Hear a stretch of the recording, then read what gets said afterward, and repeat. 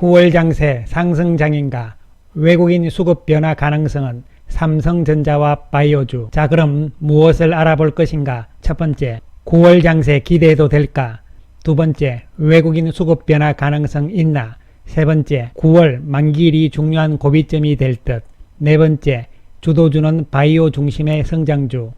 주천의 주식시황 시간입니다. 안녕하세요, 주천입니다. 미국 시장은 상승세 강하게 나타나는 상황이 나스닥이 특히 그러한 모습이고요. 반면에 다우지수는 약간 주춤주춤하는 모습이 나타나고 있지만 추세적으로는 살아있는 모습이 나타나고 있습니다. 미국 시장뿐만 아니라 우리 시장 전체적으로 지금 중요한 것은 9월 3일 금요일이죠. 9월 3일 금요일 발표 예정인 미국의 고용 지표를 포함한 주요 경제 지표의 결과에 따라서 지금 테이퍼링이 어떻게 될 것이냐, 이런 부분들이 남아있는 상태가 되겠습니다. 하지만 미국 시장 견조한 모습이 진행이 되고 있고, 또한 어저께도 미국 시장은 성장주 중심의 강세가 나타나는 상황이었습니다.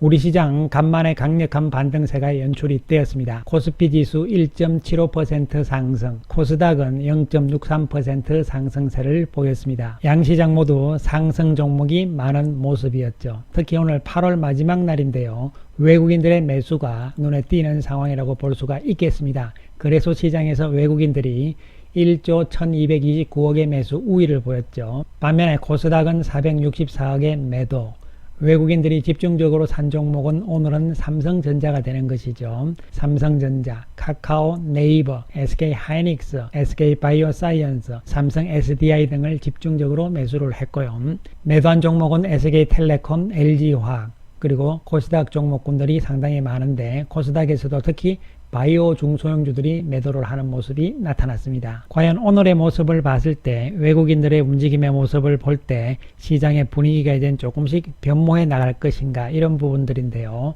지금부터 하나씩 살펴보기로 하겠습니다. 먼저 8월 힘든 한 달이었죠. 8월 첫 주만 해도 외국인들이 매수를 해주면서 시장이 다시 한번 상승세가 지속되느냐, 이렇게 됐는데요. 그러나 8월 둘째 주에 들어서 외국인들이 7조가 넘는 순매도, 그리고 셋째 주에 들어와서는 역시 1조가 넘는 순매도를 보였습니다. 그러다가 지난주에 4,400억대로 순매도 규모가 줄어들었고, 오늘 그리고 어제 이틀 동안은 오히려 순매수로 바뀌는 상황이 나타납니다. 최근에 이런 8월 달에 시간이 지날수록 조금 바뀌면서 매도가 줄어들고 오히려 매수로 바뀌는 상황들이 9월 달에 계속 이어질 수 있을 것인가, 이런 부분들이잖아요. 외국인들의 강력한 매도는 이제는 진정 국면에 접어들었다, 이런 관점에서 접근이 될 수가 있겠습니다. 8월 달에는 MSCI 지수의 리밸런싱 과정 때문에 외국인들 쪽에서 이러한 움직임들은 충분히 어느 정도 예상이 됐던 부분들이었고요.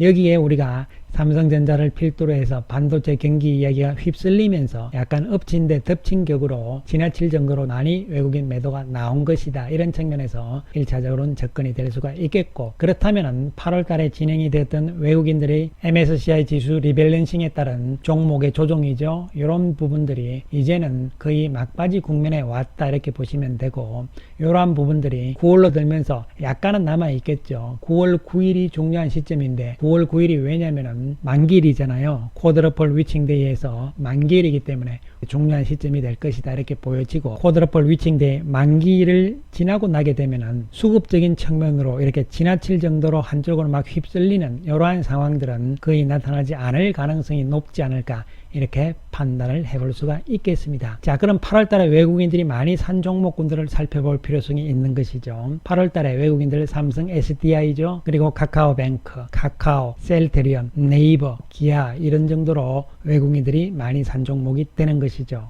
반면에 경기 쪽에 관련도가 높은 삼성전자와 SK하이닉스 반도체 쪽이라든가, 그 다음에 실적 측면에서의 NC소프트, 그리고 현대차, 이런 쪽으로는 오히려 외국인들이 매도가 좀 나왔다. 그러면 두 가지 측면이죠.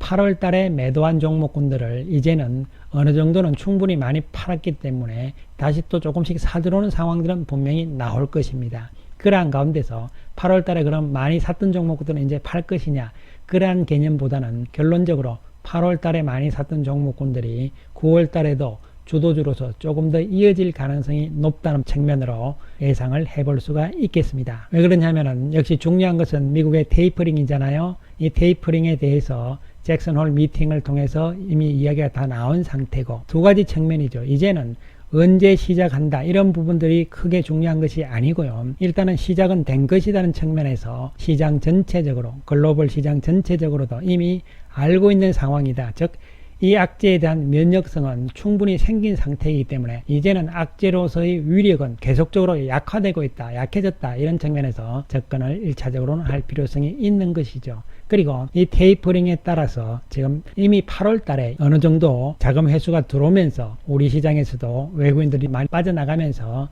진행이 된 상황들이잖아요. 그렇기 때문에 이것이 처음에 나왔을 때가 가장 시장의 악재로서 영향력이 큰 것이고, 시간이 지나면서 그 강도는, 악재의 강도는 약화되는 과정에 서서히 접어들고 있는 상황으로 해석을 하시면 될 것으로 보입니다. 따라서 이번 9월 3일 날 미국의 고용지표가 어떻게 나오느냐에 따라서 일시적인 상황일 뿐이지 큰 흐름상으로서는 이제는 악재의 위력은 약해지고 있다는 측면으로 이해를 하시면 될 것으로 보이고, 환율의 움직임도 이렇게 됨으로 인해 가지고 고점을 찍고 여기서는 왔다 갔다 하는 이런 횡보 국면으로 접어드는 상황이 된다면 우리 시장 긍정적인 관점으로 볼 수가 있는 부분이죠. 자, 그렇게 된다면 여기서 이제 중요한 것이 뭐가 되느냐 하면은 주도주가 어떻게 될 것이냐가 중요한 또한 포인트가 될 수가 있는 것이죠. 왜냐하면은 결론적으로 빠질 만큼은 양쪽 다 빠진 것이죠. 성장주도 빠질 만큼 빠졌다. 정상화 주식들, 경기 관련주들도 빠질 만큼 빠진 상태다. 그리고 변수들은 큰 변화가 없는 상황들이잖아요. 그러면 여기서 핵심은 뭐냐면은 실적의 개념에서 실적이 지속적으로 좋아질 수 있느냐 없느냐에 따라서 상황들은 좀 바뀔 가능성이 있다는 측면이죠. 당장 경기 관련주 쪽에서는 2분기만큼의 실적들이 나올 수 있을 것인가 부분이 되는 것이고, 또한 성장주 쪽에서도 마찬가지입니다. 실적이 어렵다고 본다면 이런 쪽은 또 빠지잖아요. 그와 마찬가지 개념에서 이제부터는 실적에 따라서 구분이 더욱더 명확하게 나올 것으로 예상을 해볼 수 있는 부분이죠. 특히 시장 전체와 관련돼서는 과연 삼성전자가 시가총액 1등이잖아요. 그런 측면이기 때문에 삼성전자가 우리나라 지수 영향도가 가장 큰 것은 다 아는 사실이잖아요. 어느 만큼 반등세를 보여주면서 주가의 움직임이 안정을 찾을 것인가가 중요한 부분이 될 수가 있는 것이죠. 8월 들어서 이와 같은 급락세가 나왔던 것은 단순히 삼성전자의 실적, 즉 삼성전자 기업 자체적인 실적의 문제만 가지고 빠진 것은 아니라는 측면을 생각을 해본다면 이 낙폭은 어느 정도 선까지는 만회가 될 수 있을 것으로 예상을 해볼 수가 있는 것이고, 문제는 그 이후의 상황이죠. 그 이후의 상황에서 그렇다면 고유한 실적 측면의 개념으로 갔을 때 반도체 경기가 과연 어떻게 진행이 될 것인가, 이런 부분들을 이제부터는 따져볼 필요성이 있다고 보는 것이죠. 이에 따라서 수급적인 측면에서 외국인들의 움직임도 변모 바뀌어 나갈 수 있다는 것이죠. 8월 한 달 동안 삼성전자 외국인들 8월 3일 4일 매수를 하고요. 그 다음부터는 지속적인 매도가 나왔습니다. 그리고 오늘 8월 31일 3,600억의 매수 우위로 바뀌는 상황이 연출이 됐잖아요. 이러한 상황이 지속이 될 것인가 여부는 아직까지는 조금 더 두고 봐야 될 대목이라는 측면에서 접근이 될 수가 있는 것이죠. 따라서 삼성전자가 여기서 이제 추세적으로는 이미 바닥 확인했고 안정적인 구도가 나올 겁니다. 그러므로 인해서 완만한 각도로 움직일 가능성이기 때문에 시장 전체적인 지수 측면에서도 지수를 억지로 끌어내리는 별로 없을 것으로 예상이 되는 것이죠. 그래서 문제는 여기서 왔다 갔다 하면서 시간을 얼만큼 끌 것이냐, 그 부분은 역시 반도체 쪽의 실적이 어떻게 나올 것이냐, 이런 부분이 중요한 것이죠. 아직까지는 우리가 시장 전체적으로는 기술적 반등의 국면의 연장선상이며, 또한 거기서 주도주 간의 또 종목별로 순환도 번갈아 가면서 나올 가능성은 여전히 있는 상황으로 볼 수가 있는 것이죠. 지수 측면에서는 이제는 고비를 넘긴 상황으로 해석을 할 수가 있겠습니다. 여기서 내일 또 뭐 밀릴 수 있는 것이죠. 그러나 바닥은 이 바닥으로서 확인이 돼 있는 상황이고, 특히 코스닥은 조금 이젠 주춤거릴 거예요. 왜냐하면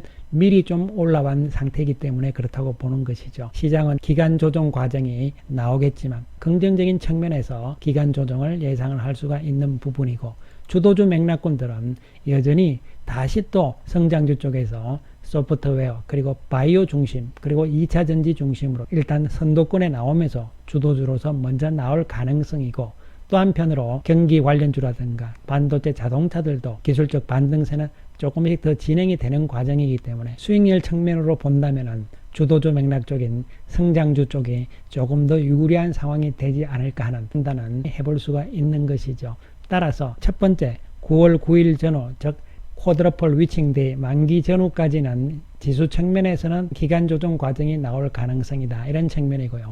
이러한 가운데서 종목별로는 성장주 쪽에서 특히 조금 대형주 쪽으로 가는 것이 유리할 것으로 보입니다. 지금까지는 코스닥 중심의 중소형주 중심의 구도였잖아요. 바뀌어 나가는 과정들이 나타날 것으로 보인다. 그렇게 되면서 시장이 이제 어느 정도 돌파구가 나오는 상황들이 나와야만 그 이후에 이제 지수 측면이나 시장 전반도 신고가를 다시 돌파할 수 있는 상황으로 가는 것이죠. 따라서 시장은 8월달 급락 이후 9월달 중순 정도까지는 기간 조정의 과정, 그 과정을 잘 거친 이후에 다시 또 시장은 신고가 쪽으로 갈 수 있는 상황들이 나오나 중요한 것은 주도주 맥락군들이 어떠한 쪽으로 나올 것인가에 대응이 필요하다는 말씀 강조를 드리겠습니다. 감사합니다.